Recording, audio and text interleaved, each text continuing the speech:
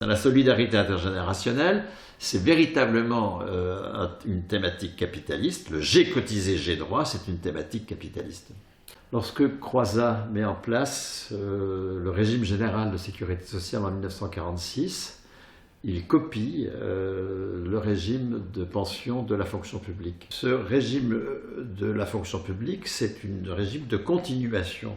La pension, c'est la continuation du meilleur salaire. La fonction publique se caractérise par le fait que la qualification est attachée à la personne. On a un grade, le fonctionnaire, il a un grade. Ce n'est pas son poste qui est qualifié. Un fonctionnaire qui change de poste ne change pas de salaire. C'est sa personne qui est qualifiée. Alors que dans le privé, la convention collective qualifie des postes. Un salarié du privé n'est jamais payé pour lui, il est payé pour son poste.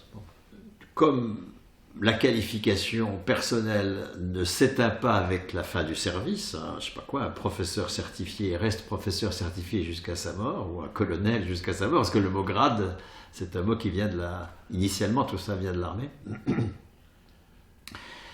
Eh bien, il continue à être payé, puisque c'est sa qualification personnelle qui fonde son salaire. Donc il continue à être payé, c'est la poursuite du dernier salaire, qui par définition est le meilleur, puisque la qualification peut stagner, mais elle ne peut pas baisser, elle ne peut que progresser au cours de la vie professionnelle dans la fonction publique. Et ce qui est extrêmement intéressant, c'est que Croizat va transposer la même chose pour les salariés du régime général, donc les salariés du privé, en posant que la pension, c'est un salaire de référence qui est continué. Alors continué en fonction du nombre d'années de travail validé. C'est le geste que pose Croizat. Il supprime le lien entre cotisation et pension. Il n'y a plus de lien du tout. Certes, ce sont des cotisations qui financent la totalité des pensions, mais chaque pension est calculée en fonction d'un salaire de référence, pas du tout en fonction des cotisations de l'intéressé, pas du tout.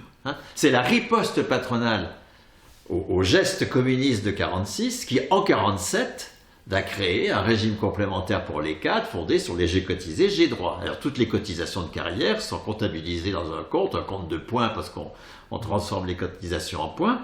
Et puis ensuite, la pension, elle va dépendre du poids cumulé et de la valeur cumulée de ces points.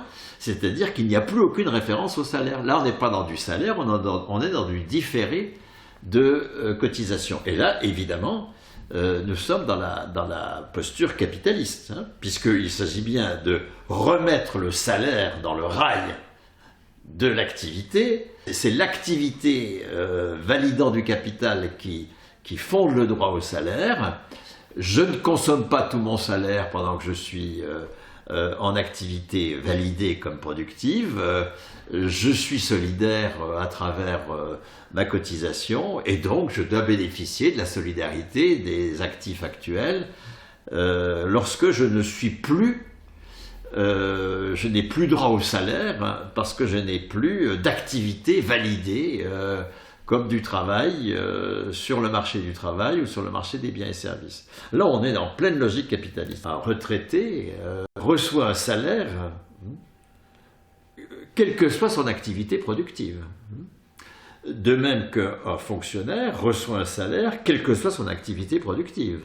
Ce n'est pas l'activité qui est payée, c'est la personne même à travers sa qualification. D'ailleurs, les fonctionnaires pendant le confinement, ils ont conservé 100% de leur salaire. Il y a une croyance dans le fait que le salaire ne peut être que le résultat d'une production de valeur préalable, et une croyance dans le fait que les retraités ne produisent aucune valeur, et donc il faut bien qu'il y ait des actifs qui produisent à leur place en ne dépensant pas tout leur salaire pour en mettre au pot commun. Ça, ce sont des croyances